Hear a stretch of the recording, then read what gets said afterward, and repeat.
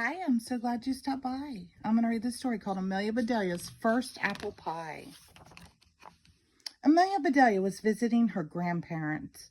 It was a glorious autumn afternoon, the perfect day to rake leaves into piles and run around the yard. Fall is in the air, said Granddad. Granddad and Amelia Bedelia looked up. So are the birds, said Amelia Bedelia. VW, what are they trying to spell? Just then, Amelia Bedelia's grandma came outside. Quick, said Granddad, look busy. But it was too late. Hey, lazy bones, Grandma said jokingly. If you're just going to stand around, I've got a job for you. What do you need? Granddad asked. Apples, said Grandma. I made pie dough. If you'll get some apples, I can teach Amelia Bedelia how to bake an apple pie.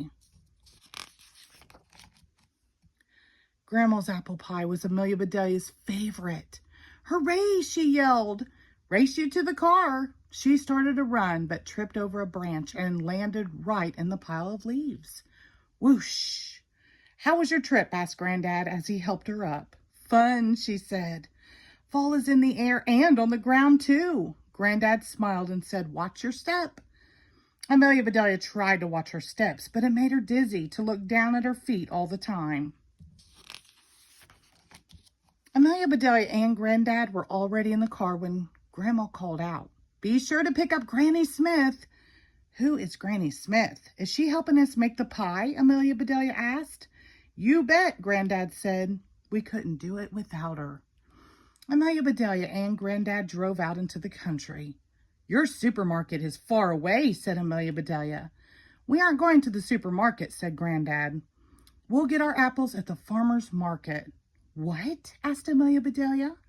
Do we need to buy a farmer? No, said Granddad, laughing. Their apples are much fresher. Apples are good for me, right? Asked Amelia Bedelia. Oh, yes, said Granddad. An apple a day keeps the doctor away. They're good for your teeth, too. Folks call them nature's toothbrush. Hey, Granddad, said Amelia Bedelia. If I eat an apple a day, I won't have to go to the doctor or the dentist ever again. Granddad smiled. I wish it worked that way, Pumpkin, he said. Granddad picked up a bright green apple, polished it on his jacket, and tossed it to Amelia Bedelia. Nice catch, he said. Meet Granny Smith. Amelia Bedelia took a loud, crunchy bite. Granny is yummy, she said. Bushel baskets overflowed with red, yellow, orange, pink, and green apples. Some apples wore stripes and spots or splotches. The colors reminded Amelia Bedelia of autumn. While Granddad chose apples to buy, Amelia Bedelia read the names out loud. One kind was called Delicious, but they all looked tasty to her. When they got home, Grandma went right to work coring and peeling the apples. Amelia Bedelia measured the peels to see which one was the longest. Grandma cut each apple into 2 pieces, then into 4 pieces, and then into 8 pieces. Finally, she sprinkled sugar and cinnamon on the slices. Next, Grandma pulled out all of her pie pans, hunting for just the right one. Amelia Bedelia found a tiny pan. Is this a toy? She asked. No, said Grandma. That is a real pie pan. It's just really small. Ah, here's the one I want. Now please get me a little flour, Sugar Plum. Amelia Bedelia spied a small flower on the windowsill, and she picked it. Here you go, Grandma, she said. Thanks, sweetie, said Grandma.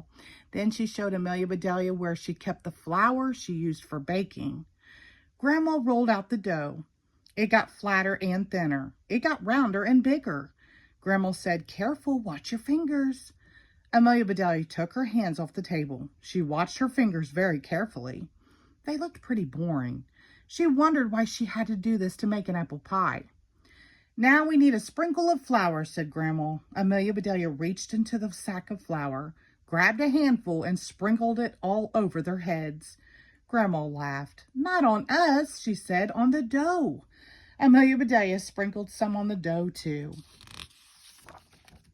At last, said Grandma, we're ready to put this pie together. And that's exactly what Grandma and Amelia Bedelia did.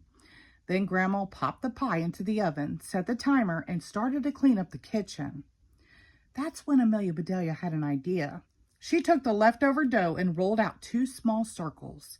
She put one in the little pie pan, filled it with the extra apples, and plopped the other circle on top. Then she crimped the edge all around. A smidgen of dough was left, so she made a little flower, a tiny daisy, to decorate the top. Your mom and dad will be here soon, said Grandma. Then we'll have a pie party. Yippee, said Amelia Bedelia. Granddad heard the commotion and came into the kitchen.